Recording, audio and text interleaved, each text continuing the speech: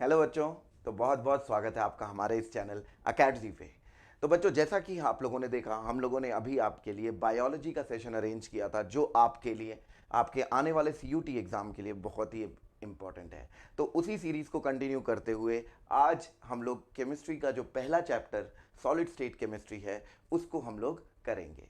तो बच्चों, आपको मैं वो स्टार्ट करने से पहले थोड़ा सा अपना इंट्रोडक्शन दे देता हूँ। My name is Amit Kumar Tiwari और I have 11 plus years of teaching experience और मैंने मोर देन 10,000 स्टूडेंट्स को पढ़ाया है।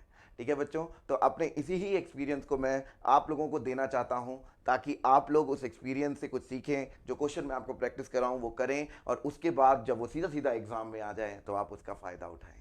ठीक है बच्चों, तो ये सब आपको मिलेगा अकेडजी पे, which will be a one stop solution for your every problem. तो हम लोग यहाँ पे आपको केमिस्ट्री, फिजिक्स, मैथमेटिक्स, बायोलॉजी सब कराएंगे, जो आपका बोर्ड, आपका सीयूईटी, आपकी आईआईटी जेईई की प्रिपरेशन और नीट में बहुत ही काम आएगा। ठीक है बच्चों, तो जल्दी से बिना किसी देरी के चलिए शुरू करते हैं आज का अपना पहला चैप्टर सॉलिड स्टेट।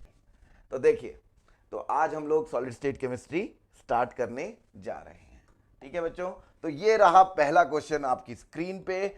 जल्दी से इसको सॉल्व करिए और बताइए क्या होना चाहिए। तो I read it for you. आपका जो पहला क्वेश्चन है वो है a substance exist as solids only when. एक सब्सटेंस सॉलिड की तरह कब एग्जिस्ट करता है? तो देखिए, आपका जो पहला ऑप्शन है वो है जब intermolecular forces balances thermal energy. Second option, intermolecular forces are stronger than thermal energy. Third option, thermal energy dominates over intermolecular forces. And fourth option, there are oppositely charged ions present. तो solid कब exist करेगा, इन चारों option में से आपको बताना है। ठीक है, तो देखिए बच्चों, मैं आपको पहले एक बेसिक समझा देता हूं। बेसिक में क्या होता है, जो इंटरमॉलिक्यूलर फोर्सेस होती हैं वो चीजों को अपने आसपास जोड़ के रखती हैं। अगर मेरी इंटरमॉलिक्यूलर फोर्सेस स्ट्रांग है तो मेरी दो चीजें साथ में जुड़ी रहेंगी। ठीक, अगर मेरी इंटरमॉलिक्यूलर फोर्सेस वीक है तो वो चीजें टूट जाएंगी। ठीक है बच्चा। तो थर्मल एनर्जी क्या होती है? थर्मल एनर्जी वो एनर्जी जो टेम्परेचर के द्वारा प्रोवाइड की जाती है। तो उससे क्या होता है, उससे मॉलिक्यूल्स की एनर्जी बढ़ती है और वो एक दूसरे से दूर दूर जाते हैं। तो आप मुझे बताइए, थर्मल एनर्जी मॉलिक्यूल्स को दूर करती है, इंटरमॉलिक्यूलर फोर्सेस मॉलिक्यूल्स को पास लाती है। तो सॉलिड कब एग्जिस्ट करेगा? सॉलिड कब एग्जिस्ट करेगा? सॉलिड एग्जिस्ट करेगा जब चीजें पास पास, पास पास मतलब जो चीज उन्हें पास पास रख रही है वो चीज डोमिनेट करे। वो कब डोमिनेट करेगी? मतलब intermolecular forces should dominate over thermal energy. Therefore the answer should be B. जब इंटरमॉलिक्यूलर फोर्सेस थर्मल एनर्जी को डोमिनेट कर जाती हैं तब वो सॉलिड फॉर्म में एग्जिस्ट करता है। तो बच्चों देखो, अकेडजी पे मेरी पूरी पूरी कोशिश रहेगी कि एक एक चीज बिल्कुल जितना बता सकता हूं उतना बताऊं, जितना करा सकता हूं उतना कराऊं, और वो करवाने के बाद आप लोग उसको बस अपनी कॉपी में कर लीजिए और डायरेक्टली जाके सीयूटी के एग्जाम में दे दीजिए, वहीं से काम बन जाएगा। ठीक है, डायरेक्टली यहीं के क्वेश्चन आपको देखने को मिल जाएंगे आपके एग्जाम में। तो जल्दी से इसे फैला दीजिए, अपने दोस्तों में बता दीजिए, जितना शेयर कर सकते हैं वो। हम लोग पूरी सीयूईटी की प्रिपरेशन आपको लगभग लगभग यहाँ करवा देंगे। ठीक है बच्चा, तो उस चीज को जितना फैला सकते हो उतना फैलाना है। लाइक कर दीजिए वीडियो को, सब्सक्राइब कर लीजिए चैनल को और शेयर कर दीजिए। मार्केट में नया है पर बहुत ही खतरनाक चीज होने वाली है, आपको मैं बता रहा हूं। ठीक है, चलिए नेक्स्ट, अगला क्वेश्चन, जल्दी से बिना किसी देरी के। Most crystals show good cleavage. Cleavage property होती है सॉलिड की कि जब आप ऐसे करके उसे काटते हो, बड़ी प्यार से, बढ़िया से, एकदम बढ़िया सी शेप में कटता है ना, तो उसे बोलते हैं cleavage, good cleavage. Because of their atoms, ions and molecules are. तो कोई भी क्रिस्टल गुड क्लीवेज कब दिखाएगा? जब उसके वीक बॉन्ड होंगे, जब उसके स्ट्रॉन्ग बॉन्ड होंगे, स्फेरिकली सिमेट्रिकल होगा या अरेंज्ड इन प्लेन्स होगा। जल्दी से बिना किसी देरी के, बिना किसी शंका के आंसर दीजिए। कमेंट करते रहिएगा, लाइक जरूर करिएगा, शेयर जरूर करिएगा जितना कर सके, ताकि हम लोग मैक्सिमम लोगों तक पहुंच सके और मैक्सिमम लोग जो सीयूईटी में आना चाहते हैं वो इसमें जा सके। तो बच्चा, जिनको सीयूईटी का नहीं पता है मैं उनको बता दूं, सीयूईटी के लिए हमने पीछे भी वीडियो बना रखी है, उसमें क्या क्या होता है, कैसे होता है, आप वो देख सकते हो। पर एक हिंट मैं आपको दे देता हूं कि जो यूनिवर्सिटीज़, जो सेंट्रल यूनिवर्सिटीज़ हैं, वहाँ पे अगर आपको बीएससी करनी है या फिर कोई भी कोर्स करना है जहां पे एडमिशन लेना है सेंट्रल यूनिवर्सिटीज के अंदर, तो आपको सीयूईटी क्लियर करना पड़ेगा। वही सीयूईटी का एग्जाम की जो लास्ट डेट है रजिस्ट्रेशन की वो 30 अप्रैल है, और 30 अप्रैल के बाद डेट अनाउंस हो जाएगी, तब आप एग्जाम दे सकते हैं। तो उसी के लिए बच्चों हम लोग आपकी यहाँ पे तैयारी करवा रहे हैं। ठीक है बच्चा, तो बिना किसी देरी के बता दीजिए आंसर क्या होना चाहिए। अरे बोल दो क्या आंसर होना चाहिए भाई। वीक बॉन्ड होगा, स्ट्रॉन्ग बॉन्ड होगा, इससे क्या फर्क पड़ता है। चीजें प्लेन्स में अरेंज होनी चाहिए। अगर प्लेन आधा कट गया मजा नहीं आएगा, गुड क्लीवेज नहीं मिलेगा। गुड क्लीवेज तभी मिलेगा जब चीजें अरेंज होती हैं प्लेन्स में। एम आई क्लियर और नॉट। ठीक है, तो देखो बच्चा, हमारी मैं फिर से बोल रहा हूं, मेरा एम यही रहेगा कि आपको जितनी आसान तरीके से हो सके उतने आसान तरीके से बताया जाए। नेक्स्ट क्वेश्चन, बिना किसी देरी के, सबसे ज्यादा मेल्टिंग पॉइंट किसका होगा। Which one has highest melting point, please tell me. किसका सबसे ज्यादा होता है। लोग बोलते हैं आयनिक, मॉलिक्यूलर, कोवेलेंट, मेटालिक। क्या चारों ऑप्शन में क्या ऑप्शन होना चाहिए। तो आप लोगों को मैं तरीका बता देता हूं, सिंपल सा तरीका बता देता हूं इसका, कभी भी याद रखना हो। आपको पता है डायमंड सबसे ज्यादा हाईएस्ट मेल्टिंग पॉइंट चीजें में से एक है। उसका मेल्टिंग पॉइंट बहुत ज्यादा होता है कि नहीं होता है। क्या होता है डायमंड। क्या वो आयनिक क्रिस्टल होता है। नहीं। क्या वो मॉलिक्यूलर क्रिस्टल होता है। नहीं। क्या वो कोवेलेंट क्रिस्टल होता है। हाँ, कार्बन कार्बन कार्बन कार्बन ऐसे बॉन्ड ही बॉन्ड होते हैं जी उसमें। अरे हाँ या ना। तो वो कोवेलेंट क्रिस्टल होता है, तो उसका मेल्टिंग पॉइंट बहुत ज्यादा होता है। तो उसी से हम लोग याद रखते हैं कि कोवेलेंट क्रिस्टल जितने भी होते हैं उनका मेल्टिंग पॉइंट ज्यादा होता है। सही है कि नहीं सही है। सही है कि नहीं सही है। ठीक है बच्चों, तो क्वेश्चन की प्रैक्टिस करते रहना, एग्जाम देते रहना है। सही बात है। चलिए, आहा, ये भी बड़ा प्यारा क्वेश्चन है बच्चों। पूछे जाने के बहुत चांसेस हैं, पूछे जाने के बहुत चांसेस हैं। The most unsymmetrical and symmetrical, इससे रिलेटेड क्वेश्चन मिल सकता है। And symmetrical systems are respectively. कौन सा सिस्टम सिमेट्रिकल होता है, कौन सा अनसिमेट्रिकल होता है, जल्दी बताइए। ठीक, तो इसको करने के लिए मैं आपके सामने ले आया हूं आपकी एनसीईआरटी से ही, ताकि आप लोग समझ जाओ। देखो, ताकि आप लोग ये बात समझ जाओ कि यहां पे कैसे करना है। देखो, तो आपको याद क्या रखना था, crystal system axial length a is equal to b, ये मोस्ट सिमेट्रिक होता है, और ये ट्राइकिलिंग जो होता है ये लीस्ट सिमेट्रिक होता है। समझ जाओ। क्लियर है। क्लियर है। और आपको ये याद करना है, आपको ये याद करना है, सब याद करना है, सब याद करना है जी, है ना, सब याद करना है। क्लियर है। ठीक, तो मोस्ट सिमेट्रिक ये क्यूबिक, ये आप देख लो। हम लोग इसको याद करने का तरीका क्या रखते थे, क्यू टावर मतलब,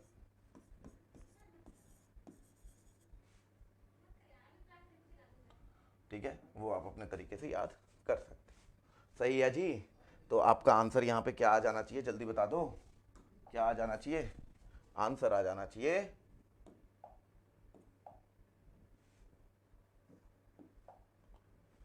tetragonal is more symmetric, tetragonal is most unsymmetrical and cubic is most symmetrical, so answer should be A। चलेगा। तो मैं फिर से बता दूं इनकी बॉन्ड लेंथ, ये जो डेटा था आपको याद करना ही करना है बच्चों, ये डेटा आपको याद करना ही करना है। देख लो, ये डेटा आपको याद करना ही करना है, मतलब ये जो लाइंस है ये कितनी है, ठीक, वो कौन कौन सा बना सकती हैं, वो सब याद करना है आपको। ठीक है, आपको ये भी याद करने की पॉसिबल वेरिएशंस क्या हैं। ठीक है, कैसे याद करना है वो आप, मतलब अगर मैं यहाँ पे तरीके बताऊंगा तो आपको दिक्कत हो सकती है, पर फिर भी मैं अपनी तरफ से पूरी कोशिश कर देता हूँ ताकि आपका फ़ायदा हो जाए जितना हो सकता है। ठीक, तो देखो क्यूबिक, इसमें ये तीनों एग्जिस्ट करते हैं। सबसे ज़्यादा जो होता है वो होता है ऑर्थोरोम्बिक, जिसमें चारों एग्जिस्ट कर सकते हैं। ठीक, चारों एग्जिस्ट कर जाते हैं जी इसमें। ठीक, primitive, body centre, face centre, and centre, चारों एग्जिस्ट करते हैं इसमें। ठीक, फिर इसके बाद है जी क्यूबिक, इसमें तीन एग्जिस्ट करते हैं, primitive, body centre, face centre, ये तो हमें पता ही है, एससीसी, बीसीसी और एफसीसी, ये तीनों एग्जिस्ट करते हैं इसके अंदर। बाकी दो हैं जी, वहाँ पे दो दो एग्जिस्ट करते हैं। देखो यहाँ पे टेट्रागोनल और यहाँ पे मोनोक्लिनिक, इन दोनों में दो दो एग्जिस्ट करते हैं, इसके अंदर बॉडी सेंटर, इसके अंदर एंड सेंटर, बस। बाकी जो तीन बचे जी वहाँ पे सिर्फ प्रिमिटिव प्रिमिटिव होता है। तो आपको याद क्या रखना है, ये याद रखना है, ये आपको अपने आप याद हो जाएगा। ठीक, तो इसकी टेंशन लेनी नहीं। और फिर टेट्रागोनल पे ध्यान रखना है, मोनोक्लिनिक पे ध्यान रखना है, बस। और फिर यहाँ पे A is equal to B is equal to C, ये तीनों ऐसे जाते हुए कम हो रहे हैं, यहाँ पे तीनों के एंगल बराबर। ठीक, फिर यहाँ पे इज नॉट इक्वल्स टू और ये इज इक्वल्स टू, ये वैल्यू आपको याद रखनी है। चलेगा? चलेगा, ये याद करना है बच्चा, बिल्कुल याद करना है, इसके बिना काम चलेगा नहीं। ठीक है, चलेगा? नेक्स्ट, अगले क्वेश्चन का आंसर करिए बच्चों, अगले क्वेश्चन का आंसर करिए। The effective number of atoms per unit cell in a cubic face centre and body centre cubic unit are, जल्दी बताओ रेस्पेक्टिवली, जल्दी बता दो बच्चों। नंबर ऑफ एटम्स एचसीसी में, एफसीसी में और बीसीसी में कितने होते हैं, जल्दी बताइए, क्या ऑप्शन आएगा? तो ये तो हमारे दिमाग में वैसे ही रटा रहता है, हमें वैसे ही रटा रहता है, आता हो ना आता हो अलग बात है, रटा तो में रहता ही है ये, है ना?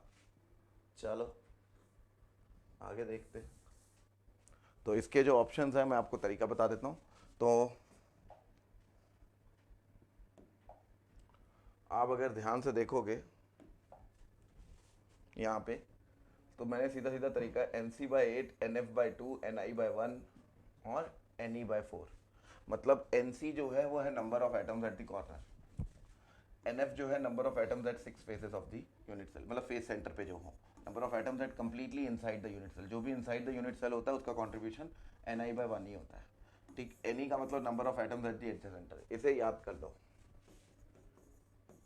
और जब हम लोग पढ़ेंगे क्लास में तो एक एक चीज़ क्लियर कर दूंगा ऐसा क्यों होता है। अरे सही है, ठीक है, मेरा मेन मोटिव ये है कि जिसने 12वीं पढ़ी हो, 12वीं कक्षा पास हो रहा हो बेचारा, वो आराम से अपने एग्जाम में डायरेक्टली यहाँ से क्वेश्चन करे और एग्जाम CUET में आए और झट से करके चला जाए, केमिस्ट्री में वो पूरे से पूरे मार्क्स ले जाए। ठीक, तो उसके लिए हमने क्या करा है, तरीका है देखो, NC/8, NF/2, NE/4, चलेगा? तो जितने इसमें एटम होंगे, अब आप सिंपल क्यूबिक में आ जाओ तो सारे के सारे कहाँ होते हैं, कॉर्नर पे होते हैं। तो 8/8 1 आ गया, और NF और NI पे कुछ नहीं होता। अगर आप BCC में चले जाओ तो 8 कॉर्नर पे होते हैं और एक इनसाइड होता है, बॉडी सेंटर पे होता है, body centre inside the cell. तो NI/1, तो 1/1, 8/8 तो 2 आ गया। फेस सेंटर की बात कर लो, 8 6, आंसर 4 आ गया। अरे चलेगा भाई, देखो 8/8, 8/8 प्लस कितने हैं जी फेस सेंटर पे, 6, 6/2 कितना आ गया जी, 1 + 3 = 4। चलेगा बच्चों? बोलो हाय ना, हाय ना बोलो, हाय ना बोलो। अरे क्लियर है भाई? यस, यस, ओके, चलो।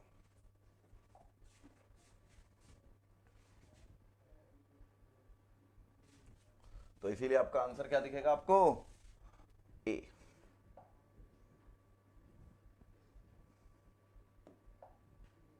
आंसर क्या दिखेगा,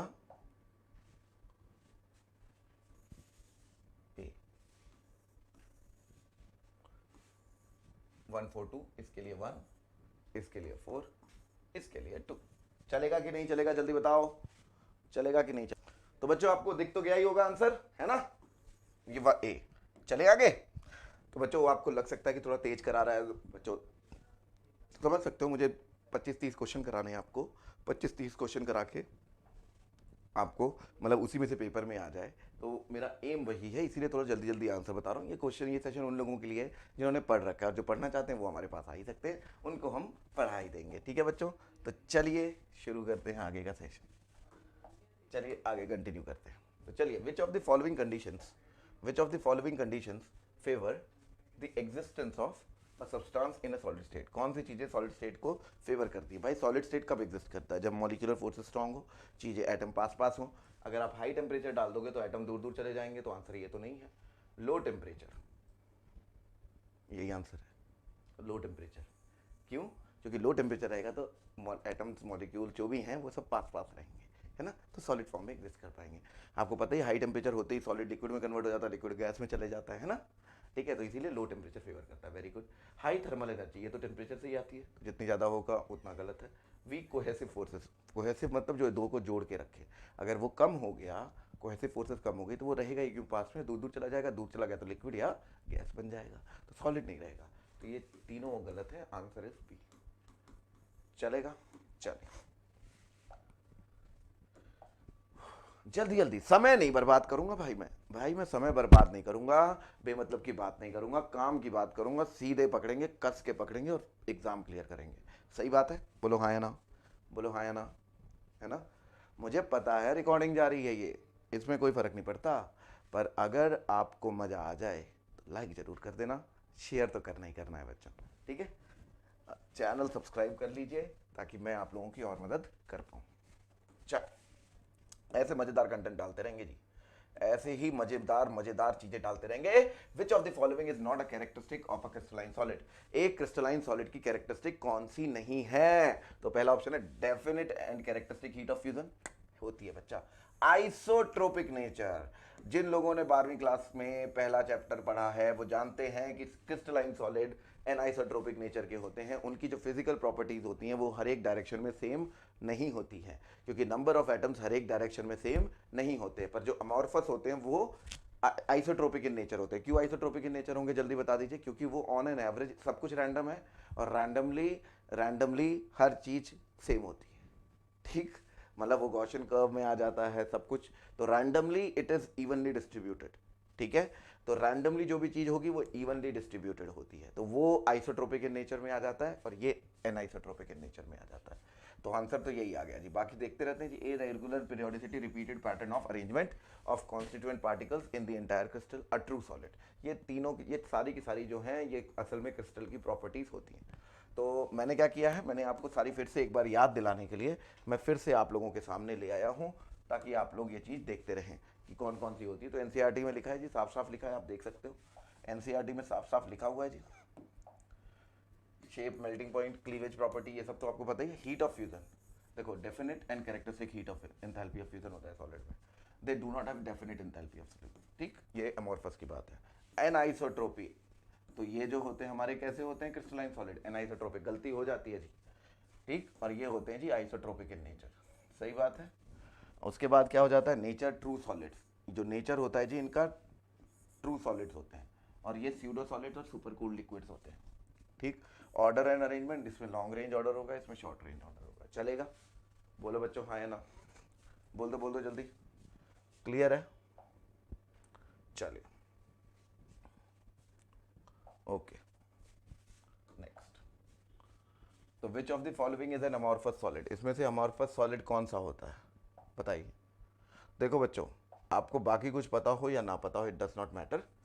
ग्रेफाइट, ये जो भी हैं, ये सारे के सारे जो हैं, क्वार्ट्ज ग्लास एक अमॉर्फस सॉलिड है, ये पता होना चाहिए। तो आपको विंडो पेन का एग्जांपल तो एनसीईआरटी में साफ साफ दिया हुआ है, क्या क्या है वो, कि विंडो पेन अगर आप रखो तो कुछ समय के बाद नीचे से मोटी और ऊपर से पतली हो जाती है, ऊपर से थिन हो जाती है, नीचे से मोटी हो जाती है। ऐसा क्यों हो जाता है? क्योंकि वो ऊपर से फ्लो करता है। फ्लो कौन करता है? लिक्विड फ्लो करता है। तो इसीलिए इसको सुपर कूल्ड लिक्विड भी बोला जाता है। सुपर कूल्ड लिक्विड ही अमॉर्फस सॉलिड होते हैं, हाँ या ना। अरे क्लियर है कि नहीं क्लियर है? तो विंडो पेन तो सब जानते ही हैं। तो क्वार्ट्ज ग्लास जो भी होता है ये अमॉर्फस सॉलिड होता है बच्चों। चलेगा? चलेगा जी, चलें आगे। अरे बोल दो यार। चल, ओहो हो, बहुत प्यारा क्वेश्चन, अब बहुत ही प्यारा क्वेश्चन है। The edge length of the unit cell in terms of the radius of the sphere. Edge length of the unit cell in terms of the radius of the sphere, FCC है जी, FCC है जी, BCC है जी, SCC है। इन सब में as length के साथ क्या रिलेशन होगा, एज लेंथ का इन तीनों के साथ क्या रिलेशन होगा? सही बात है, हाँ है ना।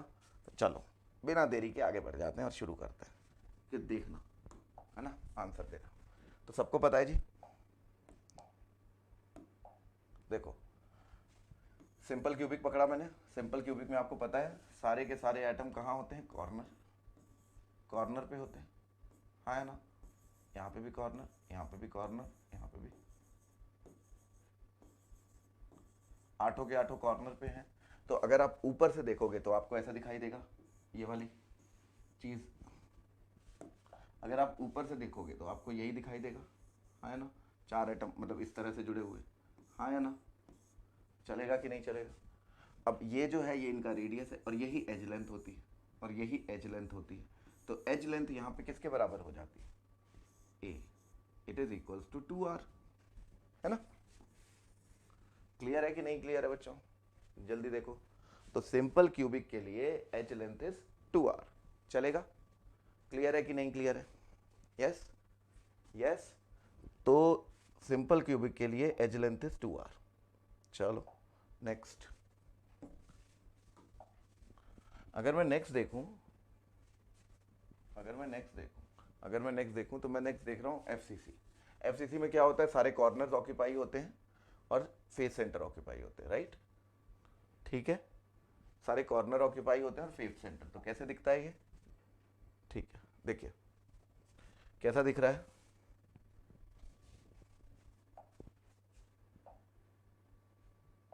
देखो, तो जो फेस सेंटर होता है यहाँ से, ये तो सही है, एक यहाँ पे होता है, ठीक है, और यहाँ पे 4 ऐसे, ये 6 के 6 फेस सेंटर पे और 8 कॉर्नर पे ऐसा होता है। तो अगर आप टॉप से देखेंगे तो आपको बिल्कुल ऐसा दिखाई देगा, ठीक है।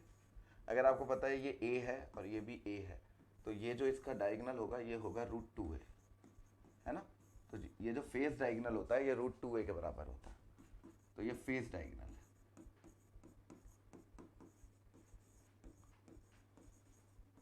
ये √2a के बराबर है। क्लियर है? अगर ये फेस डायगोनल √2a के बराबर है तो ये जो √2a है इसमें आप देखोगे ये इसका r आ गया है, इसका 2r आ गया है, इसका r आ गया है। तो यहाँ पे आप ध्यान से देखोगे √2a की वैल्यू 4r के बराबर हो गई है। तो a की वैल्यू जी 2√2r हो चुकी है। चलेगा? क्लियर? सो सिंपल, हाँ या ना? Very easy. यस। नेक्स्ट। तो देखो वही किया हुआ 2√2r है ना? नेक्स्ट। तो बीसीसी की अगर हम बात करें, बीसीसी की अगर हम बात करेंगे, अगर हम बीसीसी की बात करेंगे तो आप बड़े आराम से देख सकते हो। बीसीसी में क्या होता है, एक बॉडी सेंटर में होता है बिल्कुल, है ना? तो आप अगर वही देखोगे तो वहां पे एटम जो है पूरा का पूरा बॉडी सेंटर में है ना, और एक यहाँ और एक यहाँ। तो आप जब यहां से लाइन खींचोगे इस तरफ, ठीक है, बॉडी सेंटर में, तो ये यहाँ पे जो बॉडी डायगोनल होता है, body diagonal that is equals to √3a के बराबर होता है, √3a। ठीक, याद रख लो। अब √3a is equals to 4r, √3a is equals to 4r। तो वेरी सिंपल, a की वैल्यू क्या हो जाएगी, 4/√3r। तो ये तो बड़े आसानी से निकल गया यार आंसर। बस कॉन्सेप्ट पता होना चाहिए था, बाकी सब तो हमने ऐसी की तैसी फेर दी इसकी। तो आप जरा ध्यान से देखिए इस चीज को, तो आपका आंसर क्या आ गया, आपका आंसर आ क्या गया, जरा ध्यान से देखिए। एफसीसी के लिए √2r, ए की वैल्यू 4/√3r और एससी के लिए 2r। क्लियर है कि नहीं? तो आंसर इसे चलेगा बच्चों।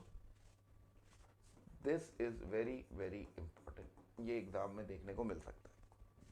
चलेगा बच्चों? क्लियर है कि नहीं क्लियर है? जल्दी बता दो, जल्दी बता दो, क्लियर है कि नहीं क्लियर है? ठीक है ना? चलिए, तो फिर आगे बढ़े बिना किसी देरी के। सब पढ़ लिया आपने? सब तो अमॉर्फस सॉलिड में भी क्लासिफाइड है, दोबारा से पूछ रहा हूँ ये चीज, इंपॉर्टेंट है इसीलिए। Isotropic and super cool liquids, गजब, पहली बात ही सही बोल दी। सुपर कूल लिक्विड भी होते हैं और आइसोट्रोपिक भी होते हैं, खत्म, ए से। बाकी सब तो बकवास बातें हैं जी, बाकी सबको कोई मतलब ही नहीं है पहला देखते ही हो जा रहा है ये तो। नेक्स्ट नेक्स्ट, ओहो आय हाय। अब बताओ जी, which of the following crystal exist in body centred, face centred, end centred as well as primitive? चारों में कौन सा एग्जिस्ट करता है? मैंने बोला था याद करने के लिए, मैंने बोला था आपसे कि चारों जिसमें एग्जिस्ट करता हो, कौन है ऐसा? क्या क्यूबिक है? नहीं जी, क्यूबिक तो 3 में एग्जिस्ट करता है, हमने अभी देखा था, एससी, एफसीसी और बीसीसी। मैंने बोला था ये तो आपको याद हो ही जाएगा। हेक्सागोनल नहीं जी, ऑर्थोरोम्बिक यस, ट्राइक्लिनिक नहीं जी, ये सब प्रिमिटिव यस,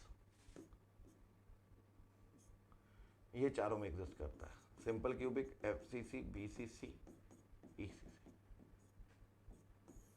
चारों। तो answer is C. Clear?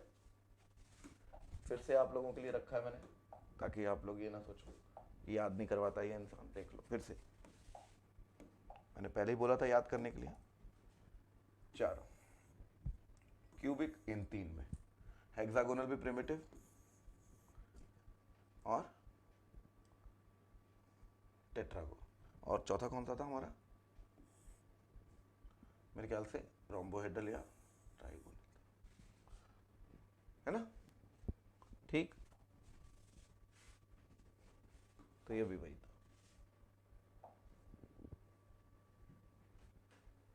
Cubic, hexagonal, try clinic था। अच्छा अच्छा, मैं ट्राई क्लिनिक ध्यान नहीं दिया मैंने। ट्राई क्लिनिक था, है ना? ट्राई क्लिनिक था, ट्राई क्लिनिक था। ट्राई क्लिनिक अगर हम देखेंगे तो वो भी प्रिमिटिव है। ठीक है अच्छा, चलेगा। दो जिसमें एग्जिस्ट करते हैं वो कौन कौन है, मोनोक्लिनिक और टेट्रागोनल। चलेगा, चलिए।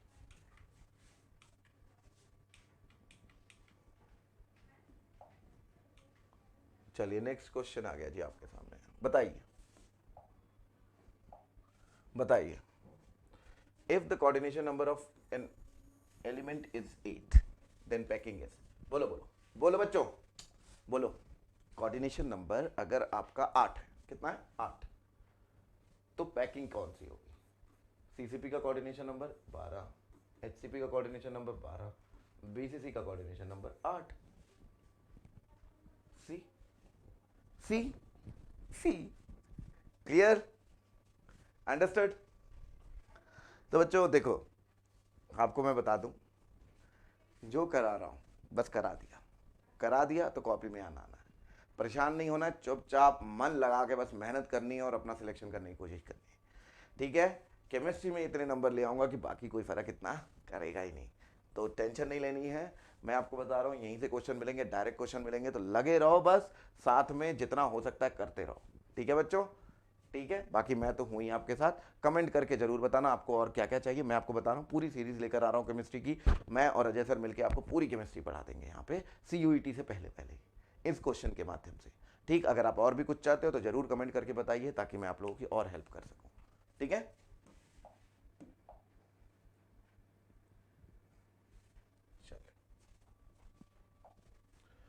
नेक्स्ट क्वेश्चन इज,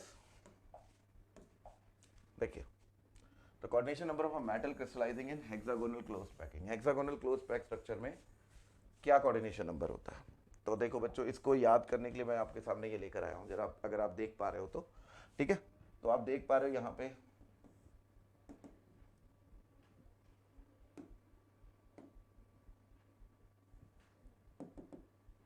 ठीक है, तो आप अगर ध्यान से देखोगे तो आपको समझ में आएगा यहां। ठीक है,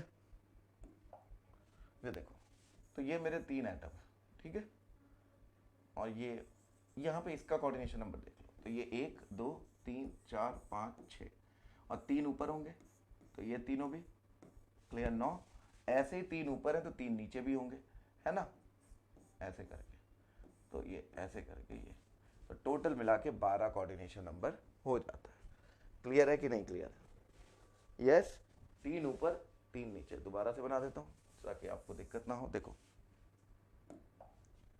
3 ऊपर, 1 2 3, ऐसे 6 यहाँ, 1 2 3 4 5 6, 3 6 9, है ना? ऐसे ही आपके 3 नीचे भी एग्जिस्ट करेंगे,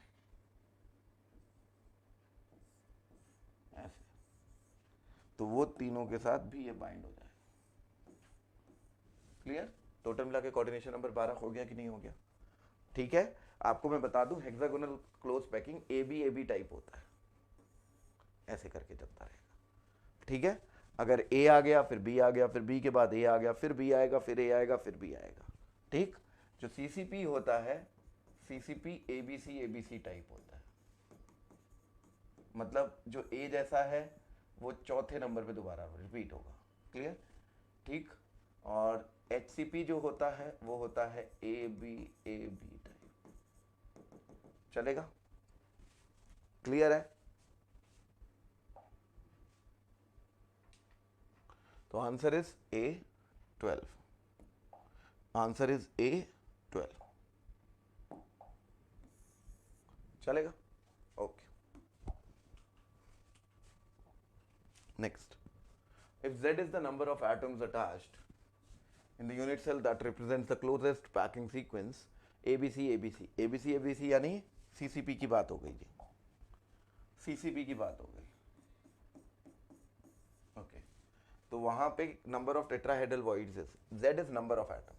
सो let me tell you, whatever the close pack is, कोई भी क्लोज पैकिंग हो, इससे कोई फर्क नहीं पड़ता, इससे कोई फर्क नहीं पड़ता. अगर Z है तो जो टेट्राहेड्रल वॉइड्स होंगे, अगर एटम्स Z है, अगर एटम्स Z है तो जो टेट्राहेड्रल वॉइड्स होंगे that will always be 2Z and the octahedral voids will be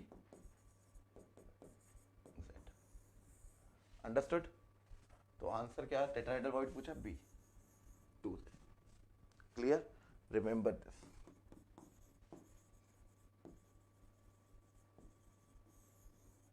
चलेगा? बोल दो बच्चों, चलेगा? ओके, चलिए next. If 3 elements X Y Z crystallise होते हैं एंड एक्स एटम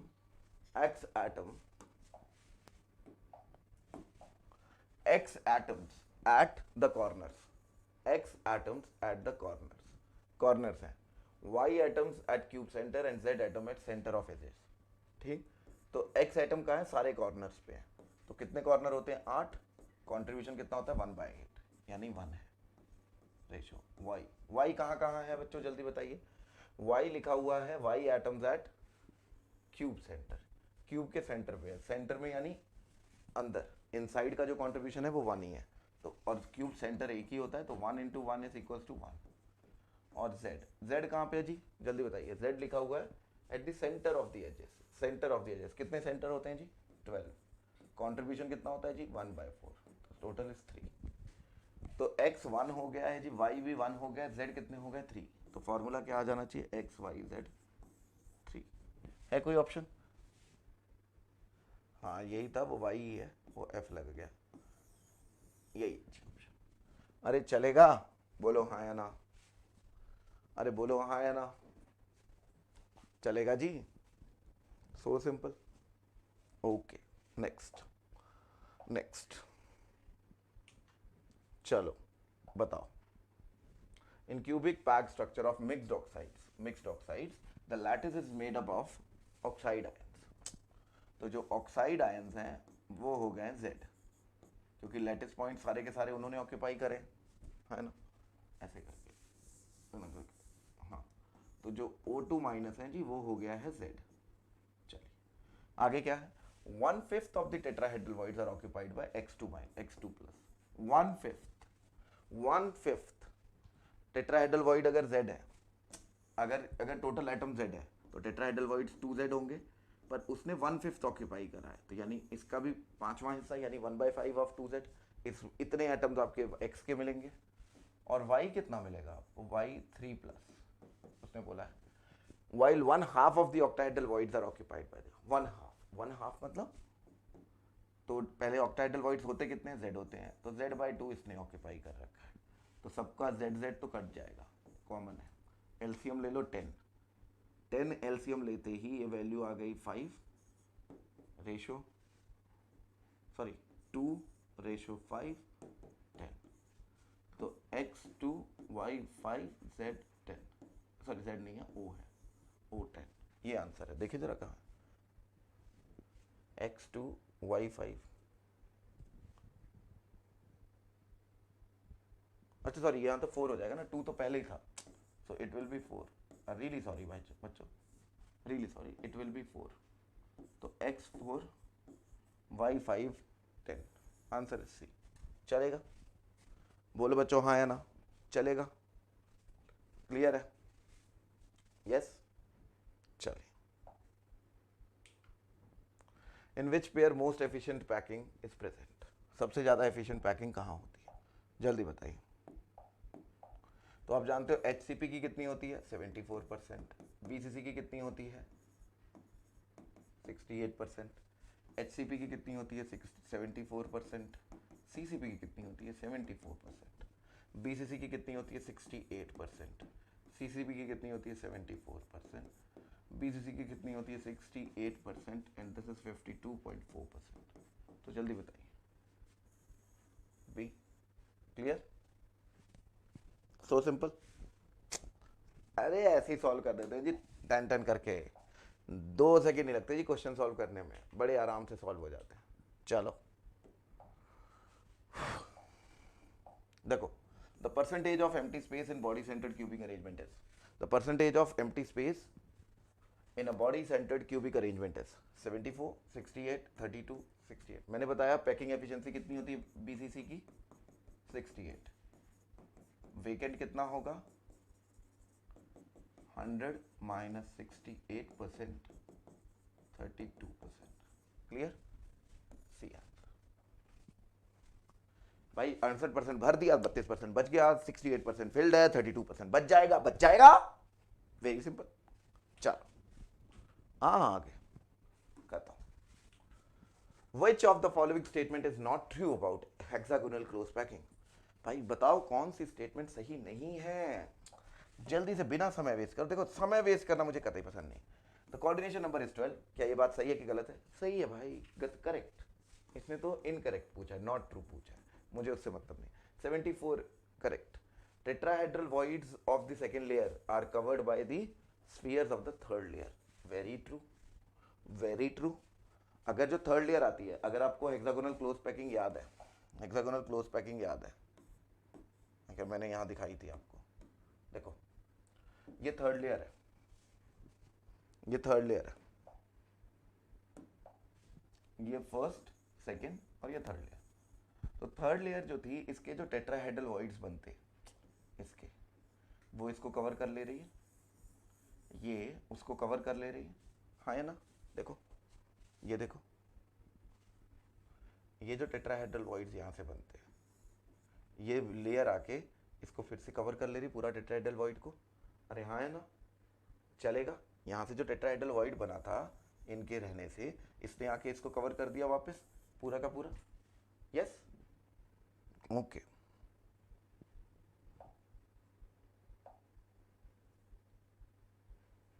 चौथी चीज इसने बोली है, चौथी चीज इसने बोली है क्या? in the arrangement of the spheres of the fourth layer are exactly aligned with the those of the first layer। तो कह रहा है ये बिल्कुल फर्स्ट लेयर के साथ अलाइन हुई। तो अगर आप ध्यान से देखो ए बी, तो ये जो first layer, second layer, third layer, fourth layer तो बी के साथ अलाइन है, यानी सेकंड लेयर के साथ अलाइंड है। ये मैंने बताया था ना हेक्सागोनल ए बी टाइप होता है। तो जो फोर्थ लेयर है वो तो सेकंड के जैसी है, फर्स्ट के जैसी थोड़ी ना। हाँ अगर सीसीपी होता ए बी सी, तो जो first, second, third, fourth layer जो थी वो फर्स्ट की तरह हो जाती। तो आंसर यही इनकरेक्ट है जी, answer is D here, answer is D here. Clear? Answer is D here. चलेगा? चलेगा। Next, in silicon crystal silicon atoms have constitute FCC where 4 out of 8 tetrahedral holes are occupied by silicon atoms। देखो FCC पहले से ही हो गया, FCC हो ही गया, पहले से ही FCC हो गया। इसने पहले ही बोल दिया कि FCC है, हाँ या ना बोलो बच्चों? इसने पहले से ही बोल दिया FCC है। FCC में कितने एटम्स होते हैं? 4। ऑल्सो 8 टेट्राहेड्रल, 4 एटम होते तो 8 टेट्राहेड्रल होंगे ही होंगे, उसमें से 4 और ऑक्यूपाई कर लिए। और आपको पता है सारे के सारे टेट्राहेड्रल वॉइड अंदर ही लाई करेंगे, तो 4 इसमें और जोड़ लो, टोटल मिला के कितने एटम्स हैं? तो 4 + 4 थोड़ा मुश्किल है, बस देख लो। Answer is 8। क्लियर? अरे बोलो भाई, देखा? हाँ या ना बोलो यार, मजा आ रहा हो तो। इतनी मेहनत करा दी यार, हाँ या ना तो बोल दो यार। अरे हाँ या ना, लाइक जरूर कर देना बच्चों। देखो लाइक करते हुए देरी बिल्कुल नहीं करनी। देखो मैं आपको एक बात बता देता हूँ, मज़ा आपको तभी आएगा जब आप मज़े से पढ़ोगे। और आपको बता देता हूँ यहाँ पे मज़े दिला दूंगा केमिस्ट्री के। अभी तो चलो देखो क्वेश्चन करा रहा हूँ तो थोड़ा स्पीड भी तेज है, लग भी रहा होगा कि तेज ही पढ़ाता है ये इंसान, पर जनरली मैं ऐसा नहीं होता हूँ, क्योंकि मेरे पास समय होता है। और जब मेरे पास समय होता है तो मैं समय की लंका लगा देता हूँ। मतलब वहाँ पे ऐसा पढ़ाना है कि आपको एक एक चीज़ आपके टिप्स पे होनी चाहिए, एक एक चीज़ आपको वैसे ही आनी चाहिए। अरे हाँ या ना? तो मज़ा तो तभी है जी पढ़ाने का, मज़ा तो तभी आता है जी पढ़ाने का कि एक एक चीज़ आपके टिप्स पे आ जाए। और वो कैसे आएगी? वो मेहनत से आती है। हम आपको मेहनत कराएंगे और खूब मेहनत कराएंगे बच्चों, बस आप मेहनत करने वाले बनो। ठीक, तो देखो एंटी फेरोमैग्नेटिक कौन होता है, एंटी फेरो, चलो पहले ये कौन से होते हैं, ये सारे अगर स्पिन एक तरफ हों तो फेरोमैग्नेटिक, सारी अगर नीचे तो भी फेरोमैग्नेटिक, कुछ ऊपर कुछ नीचे फेरी मैग्नेटिक।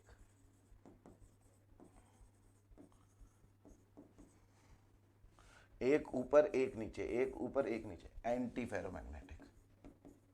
चलेगा? तो आंसर क्या आ गया, D. Clear?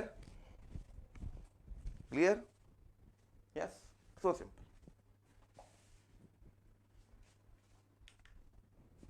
Next, graphite is a good conductor of electricity due to the presence of, बोलो graphite is a good conductor of electricity, क्यों, क्यों होता है ऐसा, जल्दी बता दो।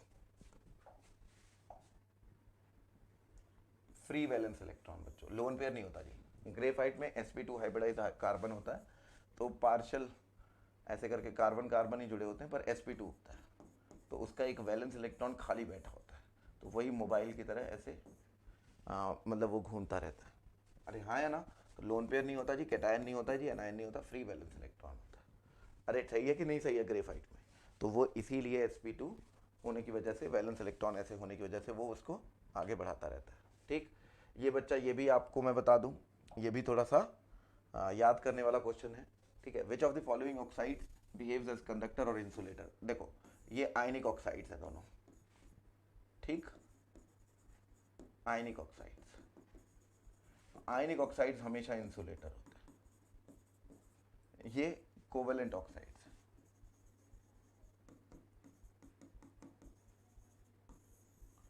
ये भी इंसुलेटर है। ठीक, बचता है TiO3।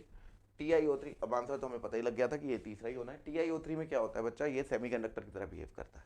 टेम्परेचर बढ़ाओ तो इसकी कंडक्टेंस बढ़ जाती, कम करो तो नहीं हो पाती, तो ये टेम्परेचर बिहेवियर, टेम्परेचर डिपेंडेंस होता है। ठीक है, तो ये सेमीकंडक्टर की तरह बिहेव करता है। आंसर इज डी, इसीलिए इसकी टेम्परेचर पे डिपेंड करता है। हाई टेम्परेचर पे कंडक्टर, लो टेम्परेचर पे इंसुलेटर। क्लियर? क्यों होता है, बैंड गैप की वजह से। बैंड गैप इसका मिनिमम होता है, मतलब इसका बहुत ना कम होता है ना बहुत ज़्यादा होता है। ठीक है, तो ऐसा होता है जो आप मतलब जिससे आप टेम्परेचर के साथ खेल सकते हो। ये भी याद रखने वाला क्वेश्चन है। Shows electrical properties like metal, metal की तरह कौन शो करेगा, मेटल की तरह कौन शो करेगा, CrO2, रिमेंबर इसमें भी फ्री इलेक्ट्रॉन्स होते हैं।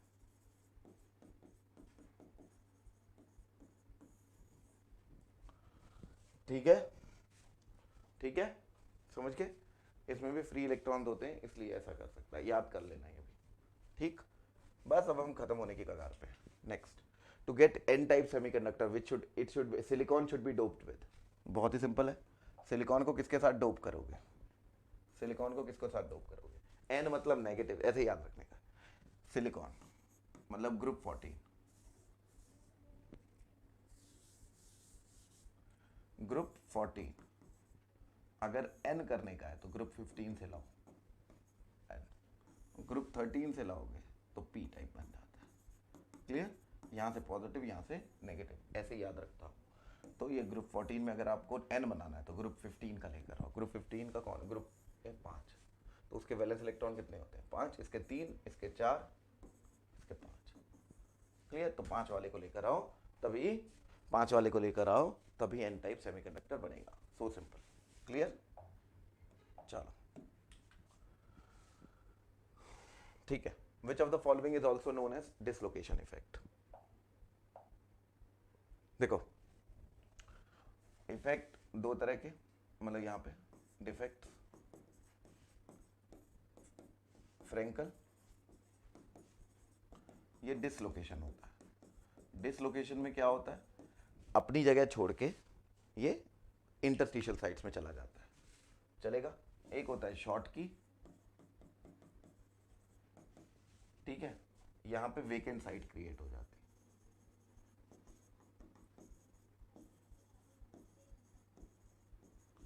है। ये फेवर करता है हाई कोऑर्डिनेशन नंबर,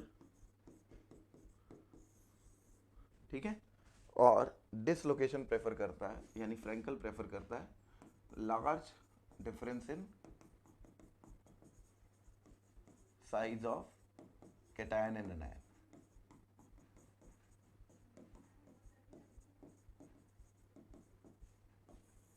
ये आपके डिफेक्ट्स हो गए। सिंपल। तो डिसलोकेशन कौन सा होता है? फ्रैंकल। यहाँ पे तो बहुत ही सिंपल पूछा गया था, फोटो ले लो, बहुत काम की चीज है। ठीक, चलो नेक्स्ट। एजीबीआर कौन कौन सा दिखाता है? एजीबीआर तो आपको बता दूं बच्चों, देखो मैं अपना समय वेस्ट नहीं करना चाहता आप लोगों का, इसीलिए एजीबीआर दोनों दिखाता है, उसके अंदर दोनों ही प्रॉपर्टी है। उसका कोऑर्डिनेशन नंबर भी ज़्यादा होता है, NaCl की तरह क्रिस्टल होता है 6:6, तो इसका कोऑर्डिनेशन नंबर भी ज़्यादा है, इसलिए शॉर्ट की भी दिखा सकता है और फ्रैंकल भी दिखा सकता है। क्यों? क्योंकि कैटायन और एनायन के साइज का डिफरेंस भी बहुत ज़्यादा है, तो शॉर्ट की भी दिख जाता है और फ्रैंकल भी दिख जाता है, तो इसीलिए आंसर इज 1 and 2। चलेगा? क्लियर? लास्ट, अरे जल्दी, एक और बाकी है इसके बाद। In AgCl, the silver ion is displaced from its lattice position to an interstitial position. Such a defect is called, कितना ही टुच्चा है, अभी बताया। In AgCl क्या कर रहा है वो? लैटिस पोजीशन को छोड़ के इंटरस्टिशियल पोजीशन पे आ जा रहा है, तो अभी बताया डिसलोकेशन इफेक्ट। डिसलोकेशन इफेक्ट कौन सा होता है? बोल दो बोल दो बोल दो बोल दो। Frenkel. Clear? So simple, so simple बच्चों, so simple. NaCl shows Schottky defect, NaCl Schottky दिखाता है क्योंकि इसका कोऑर्डिनेशन नंबर ज्यादा होता है। AgCl shows Frenkel defect, Frenkel defect क्योंकि कैटायन और एनायन के बीच का साइज का लार्ज डिफरेंस ज्यादा है। Their electrical conductivity is due to, conductivity किसकी वजह से होगी? तो भाई इलेक्ट्रॉन तो आया नहीं, बस या तो एक जगह छोड़ के इधर गया या खाली जगह छोड़ के इधर निकाल रहा है, तो आयन इधर उधर मूव करेंगे, उसी से आता है। तो आंसर इज, इनका जो कंडक्टिविटी आती है बच्चों, इनकी जो कंडक्टिविटी आती है वो आती है मोशन ऑफ आयंस की वजह से, not the motion of electrons की वजह से। ये किसकी वजह से आती है? मोशन ऑफ आयंस की वजह से, ना कि मोशन ऑफ इलेक्ट्रॉन्स की वजह से। एम आई क्लियर और नॉट? एम आई क्लियर और नॉट? बोलो हाँ या ना, बोलो हाँ या ना। चलेगा? डन। तो बच्चों आज के लिए इतना ही, ठीक है? तो आपका सॉलिड स्टेट मैंने कर दिया है खत्म, इतना ही कर लेना। मैं बता रहा हूँ COET में इससे एग्जाम क्वेश्चन हो जाएंगे सारे के सारे, आपको परेशान होने की जरूरत नहीं है। ज़्यादा 3-5 मत करिएगा, जितना कराया उतने पे ध्यान दीजिएगा, और बाकी बचे हुए हम लोग सब कुछ एक साथ खत्म कर ही देंगे, एक एक करके सारे चैप्टर ऐसे रिवाइज कर लेंगे। आज मैंने आपको 31 क्वेश्चन करा दिया, आप सोचिए आपने 31 question with in an hour आपने कंप्लीट कर लिए, कितनी गजब बात है। ठीक है, जल्दी से इस सेशन को शेयर कर दीजिए, लाइक कर दीजिए, सब्सक्राइब कर दीजिए और मिलते रहिए। मैं आपको बता रहा हूँ, आपका एग्जाम क्लियर कराना मेरा धर्म है और मैं उस धर्म का पालन जरूर करूंगा अगर आप लोग मेरे साथ उसी तरह जुड़े रहेंगे। ठीक है बच्चा? तो आपको मैं बता दूं, CUAT जो अकेडजी है, अकेडजी पे आपको बायो, केमिस्ट्री, फिजिक्स, मैथ्स और भी बहुत सारा कुछ यहाँ पे मिलेगा, ताकि आप लोगों की जर्नी को हम लोग और आसान कर सकें। ठीक है, तब तक के लिए बच्चों बाय बाय, टेक केयर, मिलते हैं नेक्स्ट क्लास में।